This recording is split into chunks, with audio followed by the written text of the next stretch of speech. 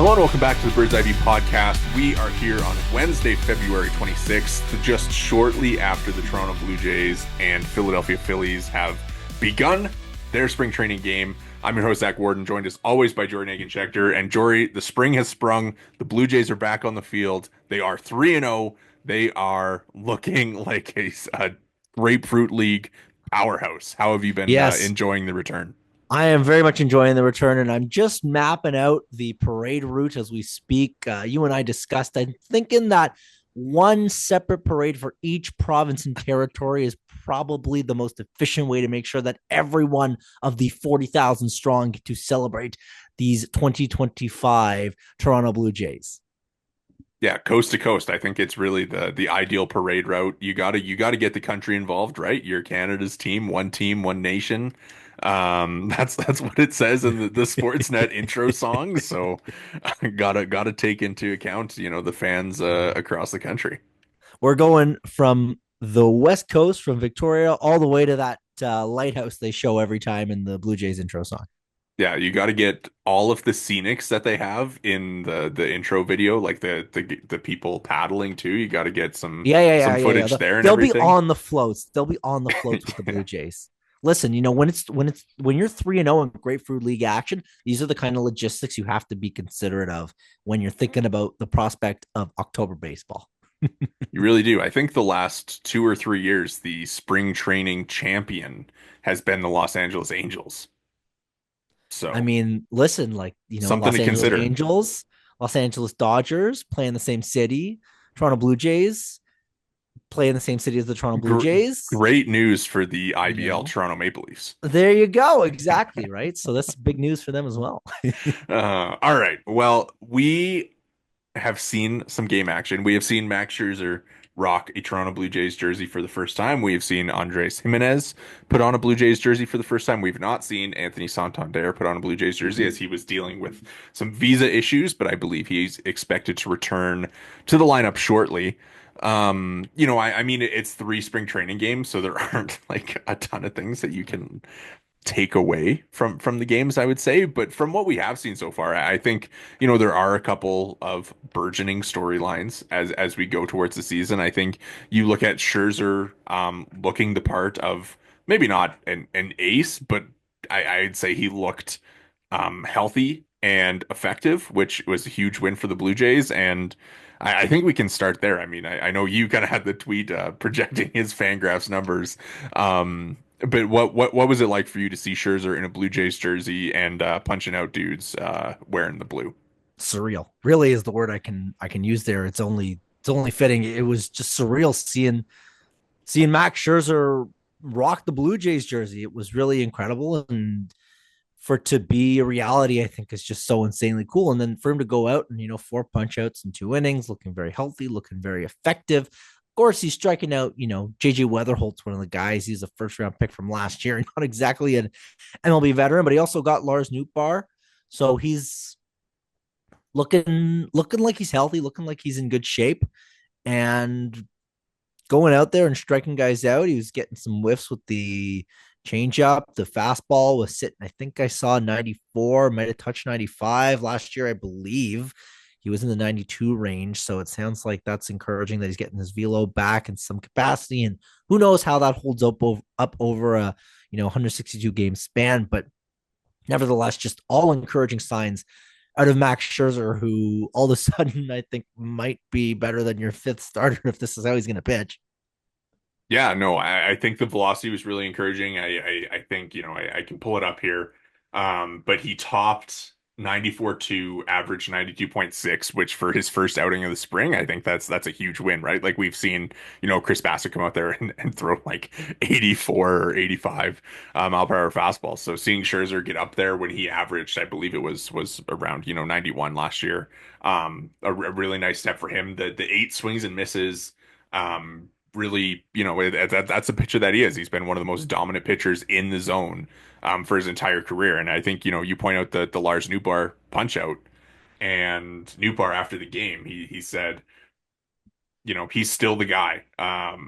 he's saying the fastball gets onto you. He said the Cardinals were like talking about it in the dugout, like how maybe they were a little bit surprised by just how effective Max Scherzer's stuff looked. So I think, hey, man, like that is a good sign if you're getting anything resembling an effective Max Scherzer this season.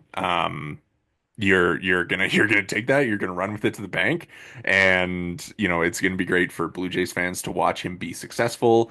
It's gonna be great for the team if he's successful. It's gonna be great for us if he's successful because it's just gonna be so much fun. And I think again it's February 26th and opening day is still a month away, but great first step for him.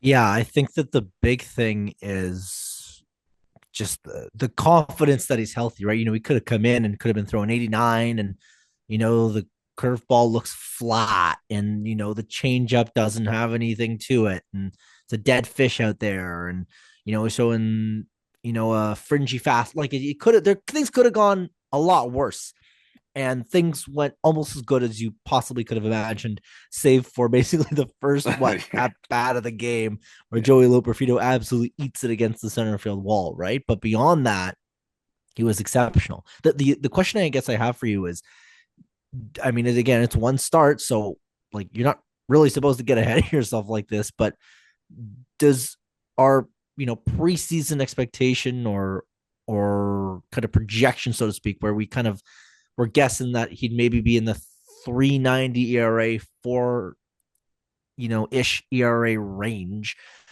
Does that change for you based on what you saw, just in terms of because of his health? I think is the question. I think it's encouraging that his ceiling appears to be a little bit higher than it was last year, right? And I think, you look at his last like full season in 2023 where he's a 3.77 ERA, a 4.32 FIP over 150 innings. Like I think you kind of look at that, and if he is like a 3.7 ERA over 150 innings, I think you're really happy with that for what he is at this point of his career. But I do think, you kind of look at what he did yesterday, and it's hard not to dream on it a little bit, right? And kind of think, well, is there probably not like a sub 3 ERA guy in there, but is there like a 3.3, a 3.4 type guy, right? Like the punch outs were there, the swing and miss was there, and like albeit the Cardinals not the most functional of MLB lineups right now. But I think, you know what, you take the encouraging signs and you run with it, and you think, you dream on it a little bit, and hopefully he could maybe outperform what we had kind of set as like the median expectation for him after the signing. Yeah, even on the broadcast, they mentioned that because of the length of the road trip for the Cardinals coming from Jupiter all the way on the other side of the coast, that it wasn't, the most representative lineup, but the heart of the order, which he Yeah. faced, was Gorman, Nootbaar, and I'm trying to Victor remember who Scott was the he Victor Victor Scott Scott, he hit the was in bomb, he there. hit the triple. Like there were guys in the lineup that were major league contributors for sure, right? So even though Scherzer only threw the 2 innings, right, he did so to a degree with an effectiveness that I think, like you said, it gives you some thought about the ceiling that he potentially could provide if he's going to be racking up, strikeouts like that, right? And again, spring training, all spring training stats, big asterisk attached, but you can't fake the whiff rate. And he whiffed 100% of people with the changeup, or he generated 100% whiff rate with the changeup, right? That'll stick, Um, right? well, that's not going to stick, but it's certainly you're not going to accidentally run into an effective pitch necessarily. No, So I no. would I would say that I'm encouraged by the fact that his stuff looked very, very healthy. Yeah, 100%. And I think just the overall takeaway from the day, really cool to see him in a Blue Jays jersey. 100%. That's the biggest takeaway I think of anything else, right? Yeah. For him to be, like the guy that he was in a Blue Jays uniform is just Yeah. super cool. You know what else I think really cool? Just like kind of, the stories that have been coming out about Bowden Francis, like watching Max Scherzer tape growing up when he was in junior college and being like a huge Max Scherzer fan, and now he's getting to pitch behind Max Scherzer in a game like that and getting to learn from Max Scherzer. I think that's a really cool story, and I think that's the kind of stuff that I want to hear. You know, I want to hear Bowden Francis is learning from Max Scherzer. I want to hear that Jake Bloss is not leaving Max Scherzer's side. I want to hear Alek Manoah is trying new stuff based on what Max Scherzer has told him, right? Like I think as much value as Scherzer can provide this team on the field, I think that there is like another level that he can kind of unlock as a influence on the rest of these young starters who are looking to establish themselves as consistent major leaguers. Yeah, they're gonna have the opportunity to soak up some real knowledge here, and Scherzer, by all accounts, has plenty to give. I'm sure. I mean, multi-time Cy Young winner. Like this is a guy that's a talent among talents, right? Yeah, will be really cool to see. I mean, obviously, you know what, it happened a little bit with Joey Votto last year. So we'll see if it can happen with Scherzer this year. But let's keep it moving because, you know, there are no lack of things that have happened on the field. I think we can go to Kirk. Scherzer and Kirk, you know, it's that's going to be one of the interesting relationships to watch. But obviously, Kirk's bat, another important part of this Blue Jays team this year, and he's looked pretty good. He's been hitting balls hard. He's got, you know, got up to 209 on the exit velo in their first game.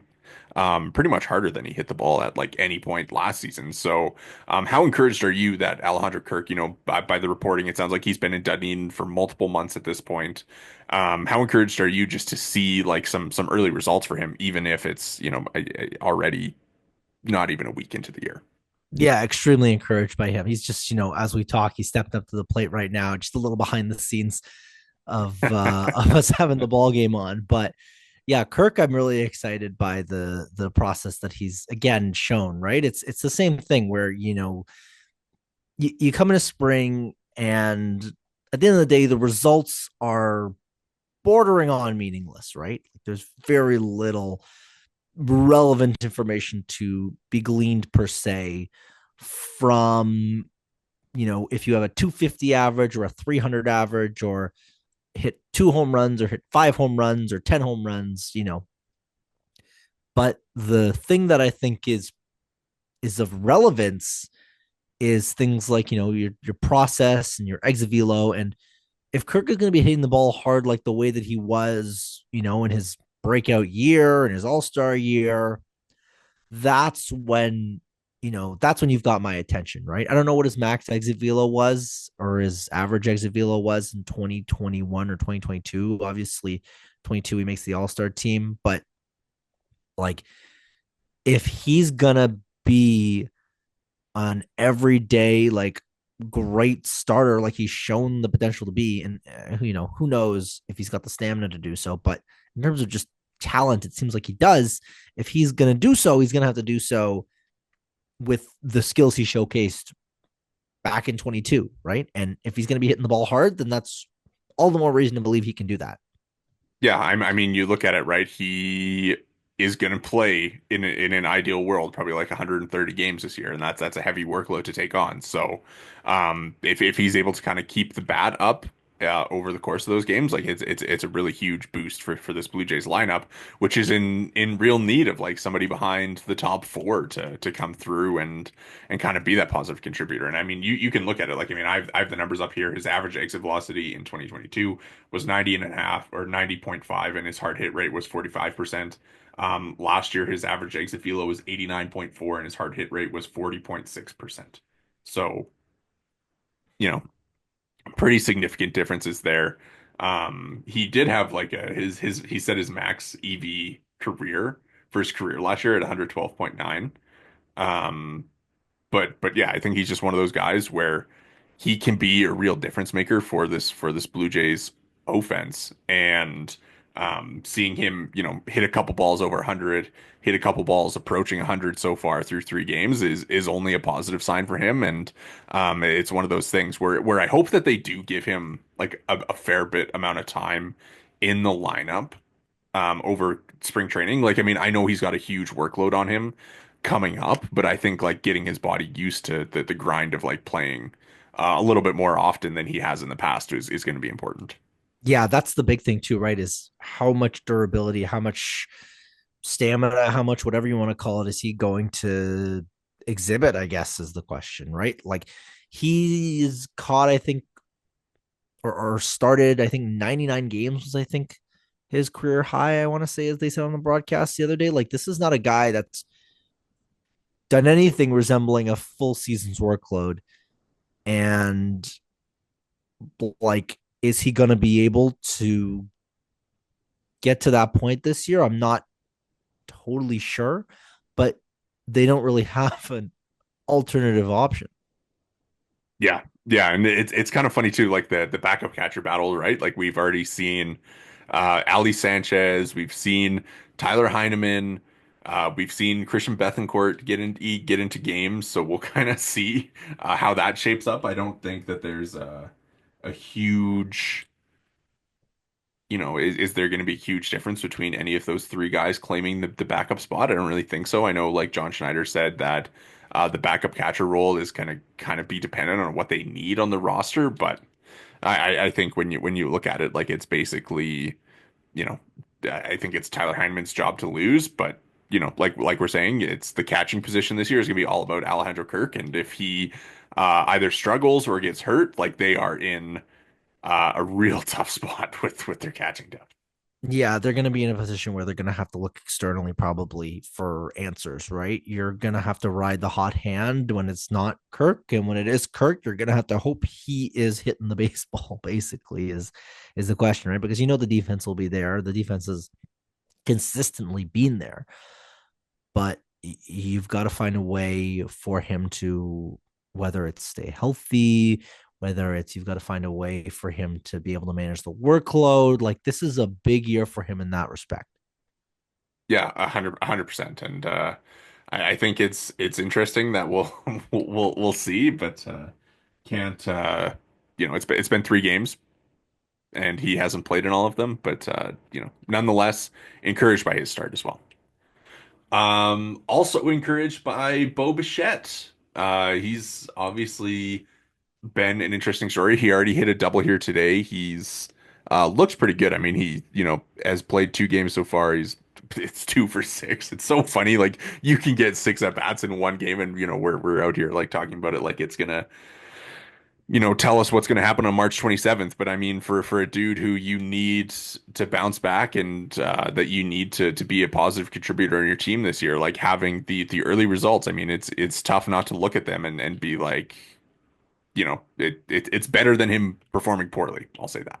Yeah, like that's the one thing, right? Is you're obviously really relying on Bo to have a bounce back. That goes without saying, but it, you're much happier with him starting off spring training on a good note, obviously, than on an unsatisfactory one, I guess, shall we say, right? Like for me, I think Bo, over the course of maybe the next 2-3 weeks, we're going to get a real kind of idea of where he's at, not only in terms of obviously his preparedness, but don't forget the injury concerns were a big thing last year, and they've really been a thing dating back to even August of what 2 seasons ago at this point, Yeah. right? So if he's in the lineup consistently, if he's not battling any setbacks, if he's healthy, that I think is going to be the really big indicator of where he's at. Because if he's healthy, you would hope that he's at least going to be a slightly above league average bat. You're looking at a 105, 110 WRC plus guy, ideally, right? If in the worst case scenario, so to speak. But you're probably not going to know exactly what he is during spring, but what you are going to know is how he's feeling in terms of his health and stuff. Yeah, and I think too with him, like, you mentioned like process and some of the kind of underlying numbers that come along with spring training. Like I think that's a big thing for him too, right? Where we saw him kind of have like that step back in some of those numbers. So if he can, kind of get back to a dude that's hitting the ball hard, putting it in play, not trying to do too much. Like I think that's a huge win for the Blue Jays if he can enter opening day with his process kind of sorted out and in a really good spot at the plate and mentally and physically. I think, that's what spring training is for, right? So that's kind of what you're looking for, and so far so good on that front. Yeah. Well, what do you think? Like, what are you looking for out of Bichette? If there was one thing over the next, I don't know, call it a month, that you were really looking for Bo Bichette to show you, like, would you say it's the health? Would you say it's the exit velo? Would you say it's like the process? Are you expecting him to suddenly develop an above average eye? What are you keeping Yeah, your I kind of ear to the floor on? I think it's just putting the barrel on the ball, right? Like if he can put the barrel of the bat on the ball, like that's all you can ask for. Like last year you look at barrel rate, he was like generally around 9-10% throughout his career, and then last year he was at 4.4%. So if he can kind of, get back to being a guy that's hitting the ball at an optimal degree with the hard hit rate kind of attached to that, I think you're happy, and you can kind of expect him to be setting the stage for what should be a good year. Yeah, and then of course, right? It's like if he's hitting the ball hard, right? Because the thing is that he didn't do that last year, right? Yeah. So it's like a sign again of him being Bo Bichette again, right? If that makes sense. Yeah, no, for sure. And I mean, again, like it's tough to like sit there and not like totally get results focused, especially like as the results are going to rack up for him. But I do think if you kind of look at, you look at today, right? Like he hit a backside double, and it's a really good swing, kind of stuff like that, right? Like I mean, you take those wins, and you don't you don't try and draw too much from it, but you at least know that things are headed in the right direction because, like I said earlier, you know what? It's better than him not doing those things at this point. Yeah, right. And again, like you said, six at bats, like get six at bats in an extra inning game, right? So Yeah. who knows how much this is something you can read into, but the positive outcomes is, I think, the most encouraging thing. Yeah, 100%. It's an interesting conversation, I think, like what you can read it to. And I think one thing that you can at least draw some kind of conclusions from is the lineup construction that they are running out early. So I think, they've played 3 games, right? They obviously had the rain out against the Tigers. They're in the middle of their 4th game. And you kind of look at like who they are giving a lot of that time to. And that is Alan Roden. Like he has been in the lineup every day. The only guys that have played in every game so far, not including today, but Roden is the only one who will have played in every one after today. But it's Roden, it's Stuart Baroa, it's Arelvis, it's Riley Terada, and it's RJ Schreck. No, I'm compelled about the Elvis thing because he's getting a lot of ABs there, particularly too. And Yeah. he took one out the other day on the slider away. He's a guy that clearly they still view as a pretty integral part of their future. And I wonder if he's gonna get an opportunity to be in the mix here come, even the end of April or something like that, to even just play as a DH if they're just looking for some pop. I'm curious what your thoughts are about him starting as a DH, right? Because like the big thing for him is his defensive development. And like he's 23 years old. And for a guy that young, like you don't want to lock him into a designated hitter role at such a young age, right? But, is that something that if you feel the Blue Jays need to figure out a way to win games this year, and Aurelvis raises your ceiling as your DH, are you willing to sacrifice some of that defensive development? And obviously, you can still, do defensive reps with coaches pregame and kind of still get work in, but there's no substitute for like the speed of a game and getting in game reps. So I wonder, what are your thoughts on like punting a year of in-game defensive development for him to get his bat in the lineup? I just don't know if you're ever going to get to the point with him where you're satisfied with his second base defense, and maybe that's just a loser's attitude. But I feel like defensively, how often do you see guys go from basically DH types to solid middle infielder types, right? I feel like you could probably count on maybe one or two hands how many cases of that there are. I mean, just last year, you had Spencer Horwitz, who was basically a DH 1B type, and they shifted him over to second. And he was considered a success story within the organization and was still not a good second base defender, right? And hit well enough to make up for the defensive miscues, but at a certain point they just became uncomfortable with him in that spot, right? So for Relvis, it might just be the same thing where you keep him at second when you can fit him in there, but you ultimately recognize that you're not comfortable with the defensive chops. But the difference with him and Horwitz is there's a dramatically higher offensive ceiling on a guy like Aurelvis Martinez than there was on Spencer Horwitz, who, mind you, had a really strong offensive season last year.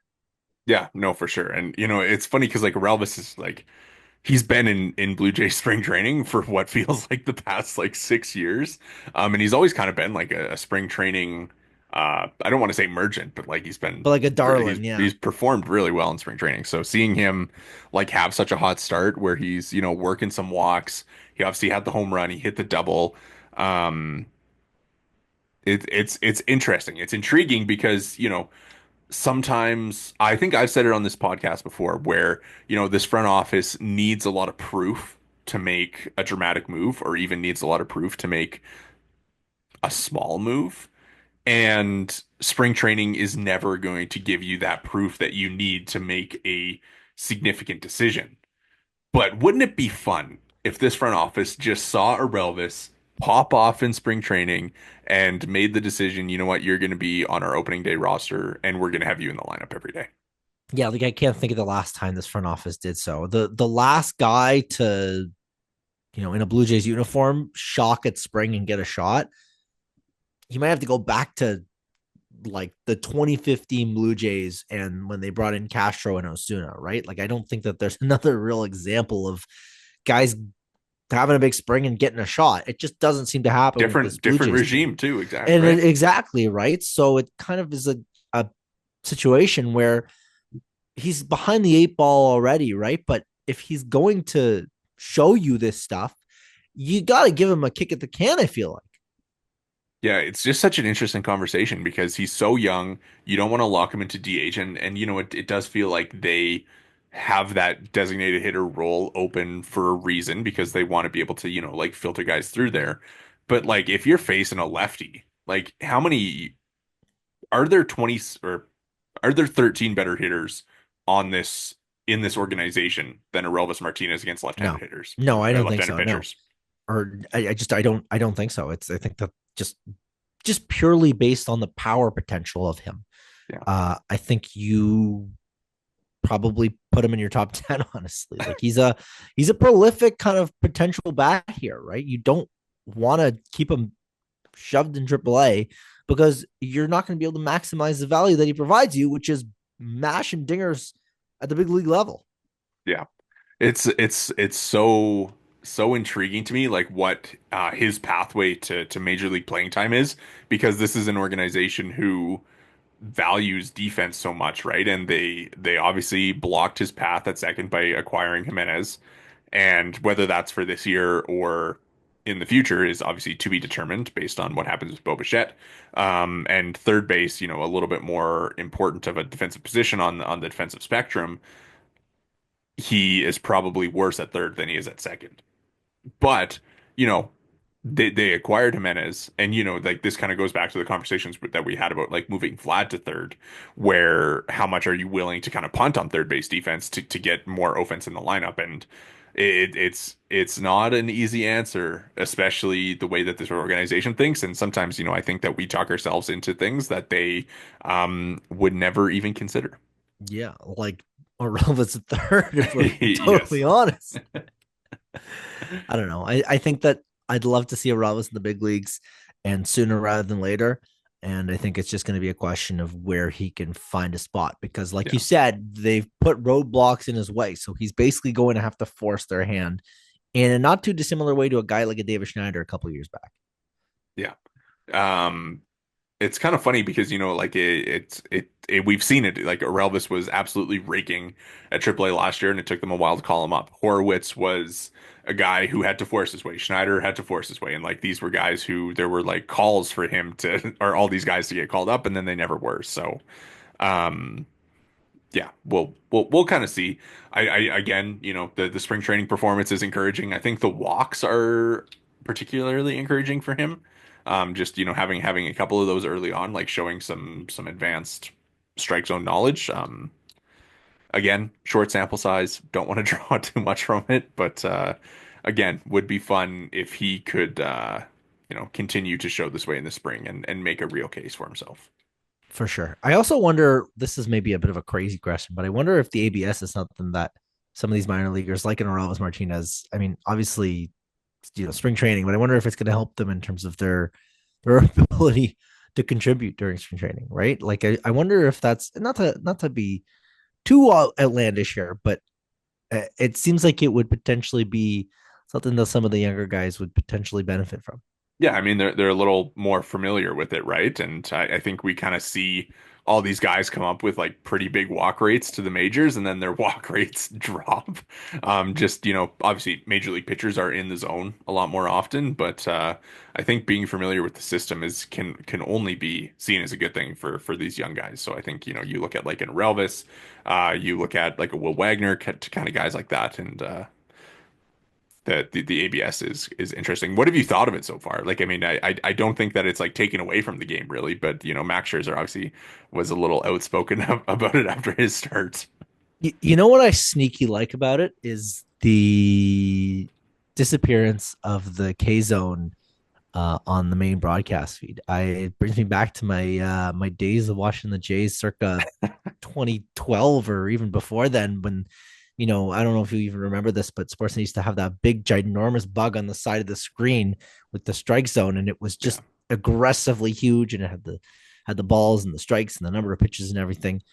And it all feels a lot more clean now. So yeah. that's an understated part of it.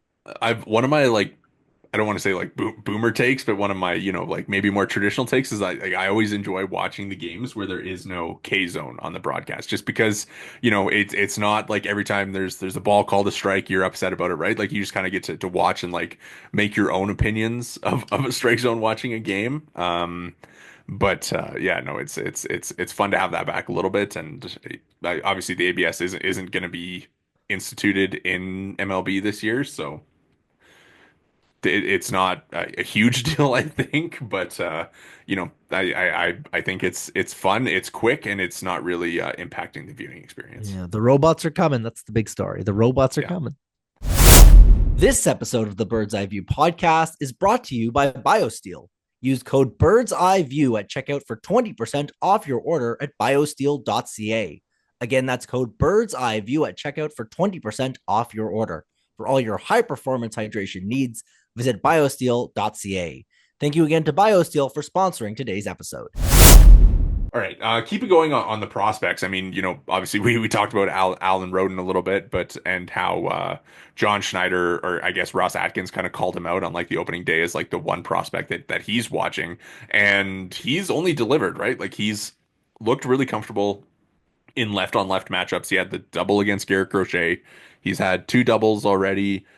He hasn't struck out yet in spring training, and um, he's another guy where like a Relvis is interesting because there's not really an open spot for him. But Roden, like there is a spot, a pathway for him to like be an opening day player, even if it's not opening day, like a May, June type guy, because there is a spot in theory open in that outfield slash DH. Yeah, well, you're looking at potentially maybe like left field if Santander is not going to get that spot. George Springer, who knows how strong his grip on right field is. You've got Varsho hurt potentially to start the year, although it sounds like he is approaching a return. I think for Roden, like you said, opening day probably too tough to pencil him in there, but seems like a prime candidate to be the first call up. And that could come a lot sooner than even May or June. Yeah, and I mean, I think it's interesting that he got called out, right? And then has kind of turned around and had like such a good couple games to open the spring. Obviously, no home runs, but putting the ball in play, making things happen. He's been getting a little bit of a generous comparison on the broadcast to Kyle Schwarber. I don't think the raw power is there, but the strike zone recognition is for sure. And even John Schneider today, he said that he could be a 20 home run guy. He thinks so. Um, it seems like there's just a lot of positive momentum for Alan Roden right now. And to me, I mean, if you're building out this opening day lineup, or again, right, like you if you're taking your top 13 hitters, like I think Alan Roden might be in that group. Yeah, they use Kyle Schwarber. I'm more of a Ken Griffey Jr., Barry Bonds type with the left hand swing. No, Alan Roden is really talented. I don't think that's really up for debate, but um, like it's a kind of a numbers game thing again, right? Like he is one of the most capable guys on the team, but the optionality, the veterans you already have, it's hard to give him a spot right out of the gate. But I feel like you pretty comfortably could call him the Jays' best or second best left fielder, not currently playing on the big league club, and would probably be a better left fielder than even like a guy like a Davis Schneider, right? Like there are guys that are ahead of him on the depth chart, him or Joey Loperfido, probably him. Him or Jonathan Classe, again, probably Roden. Yeah. So I like Roden a lot. I feel like there's reason to think that he will be a contributor next year. It's just a question of where you fit him in. It's funny to me because, we talked a little bit about Jerks and Profar in the off season, right? Like a guy excuse me, with good strike zone control, who last year tapped into a little bit more power. And like, is that not kind of what you would hope for Alan Roden? Obviously, I think it's Profar is a guy who has done it at the major league level, and prospects are prospects for a reason. But I think like the hope for Profar for Roden would be to kind of like be a Profar mold, but like maybe with a little bit more um certainty in what you're going to get from him in his big league career.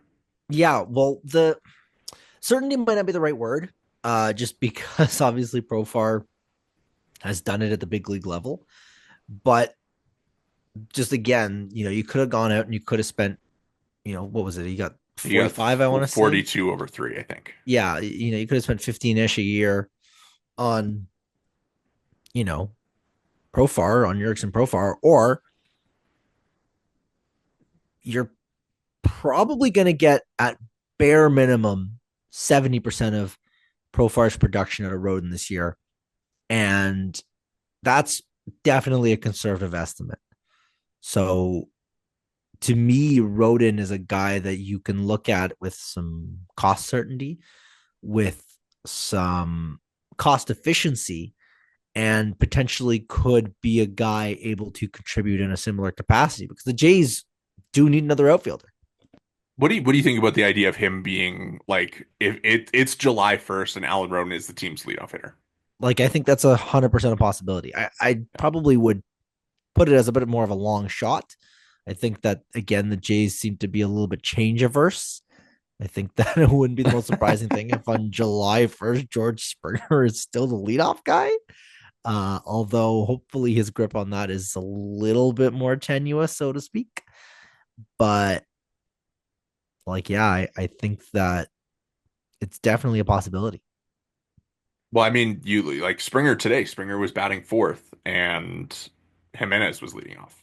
But Jimenez cannot be your leadoff guy either, to be Well, fair. I mean, they were talking about, and we talked about this in the group chat, but I mean, on the broadcast, they were like, Jimenez could be a guy that kind of sneaks into that top two in the order, and you know, for everything he's going to bring you defensively, like I just don't see a world where he gets to a point offensively where he is worthy of being a top two hitter in your lineup.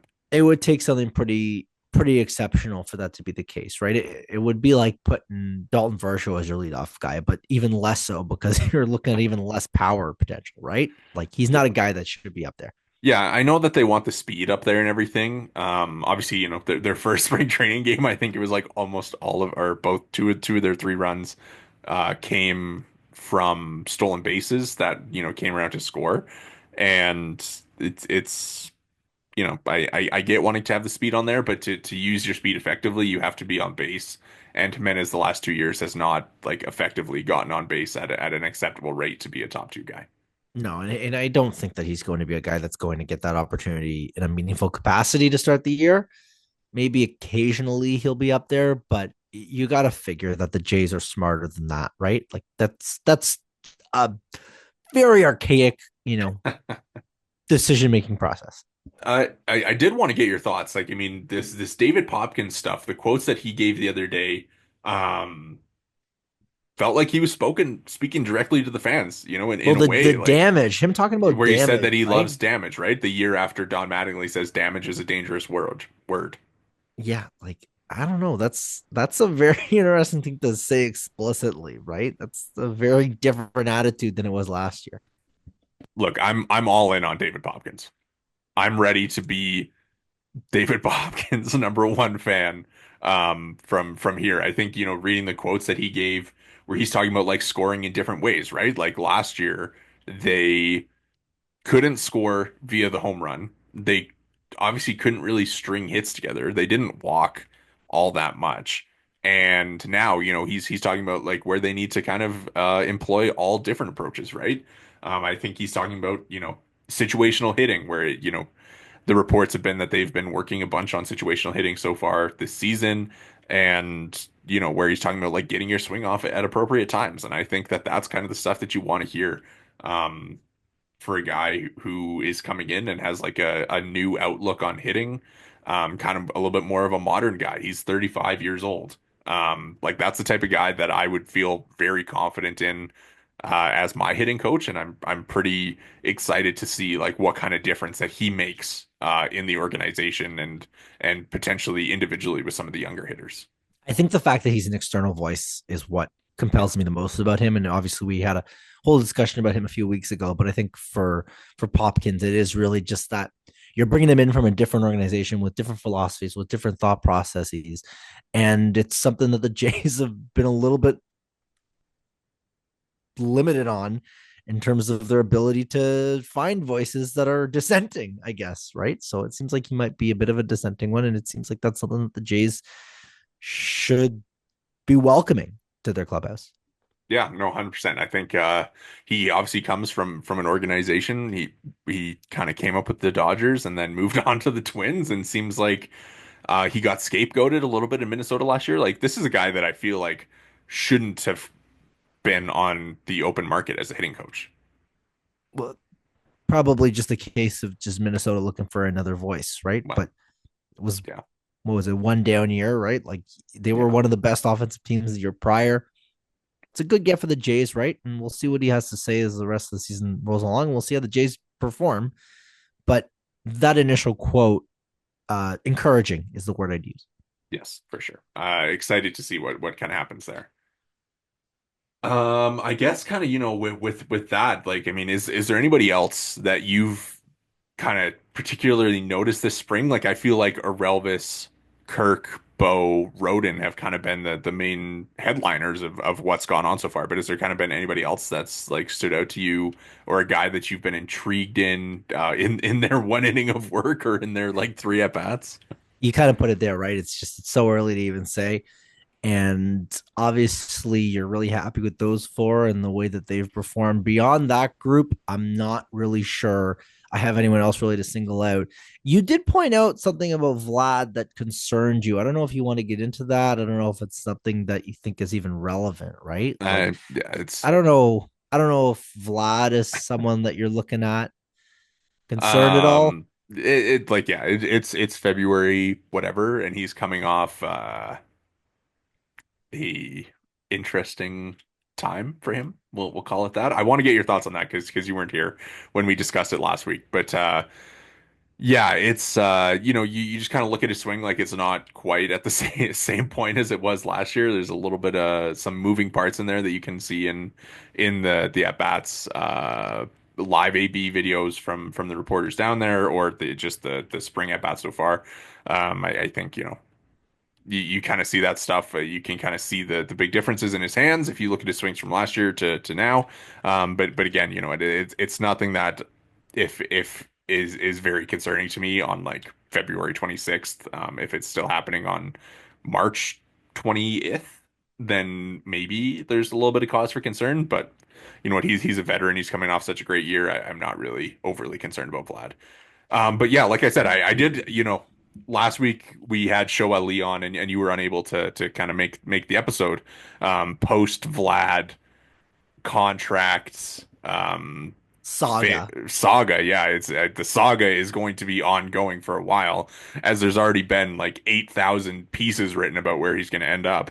But I know you probably have a little bit more of a fiery take on it than I did. So I want to get, before we run out of here today, what were kind of your thoughts about Vlad and the Jays not being able to come to terms on an extension? All right. So my initial thoughts are maybe different than my thoughts a week later because everything we've learned over the last week or so basically sounds like Vlad was looking for 500 plus. And I don't think that was ever in the cards. However, to let it get to this point, to potentially let the best homegrown player in the history of your franchise to put yourself in such a bind as Ross Atkins and Mark Shapiro, unacceptable, obviously. Now, I don't really know what better solution there was, right? And it was tough to sign him before 22. It was tough to sign him before 23. It was tough to sign him before 24. Like there's been very limited windows to get a deal done. But this here right now was a window that you both had a very clear goal. You both very clearly had to get a deal done. And even though $500 million is probably too much of a tough pill to swallow to sign Vlad, we don't know how far beyond their comfort level they went. I would imagine it sounds like they were in the 350-ish range initially, and obviously they went up from there. But like at this point, if Vlad walks, it's done. It's like there's nothing to play for next year. So I'm not really totally sure what the plan is, but like just an incredible unforced error, I feel like, on the Blue Jays part. Yeah, I mean, we kind of went into in depth last week, but yeah, it's one of those things where you got to balance like when you got to just go ahead and give that blank check out. And I think if Vlad and Bo both walk, like the uncertainty for the next few years for the Blue Jays and is going to be crazy. And like they're going to be going into this territory of having to trade away everybody and just trying to have to reload this farm system, which again, it is lacking on top tier future all-star talent that you need to win. So, there's no future if you don't get Vlad extended. That's that's it right there, right? Like it's over. It's done. Like it's time to rebuild if that's the case. So Yeah. to not get him signed is a enormous swing and a miss by the front office, and they have about 8 months or so to remedy that Yeah. once the offseason ends. Yeah, kind of beating a dead horse at this point, I guess. But glad to get your thoughts because I know you have some good ones on things like this. So anything else you got on spring training? Just excited to watch these games, I feel like going forward, and anything else you're watching for in the next week and excited to see. I'm just excited that the weather's so nice down there. I'm just jealous. I just want warm weather up here. The spring, literally there's nothing like spring weather. It's so awesome, man. I love like all the shadows and it's just so bright. Man, when will it be me? When will it be my turn? Hopefully soon. Hopefully soon. It's is it supposed to be warming up a little bit? I haven't really I'm been not paying sure. I don't know. attention. Wyerton Willie hasn't really said much since Groundhog Day, so I can't comment on what the weather's going to be like going forward. Okay.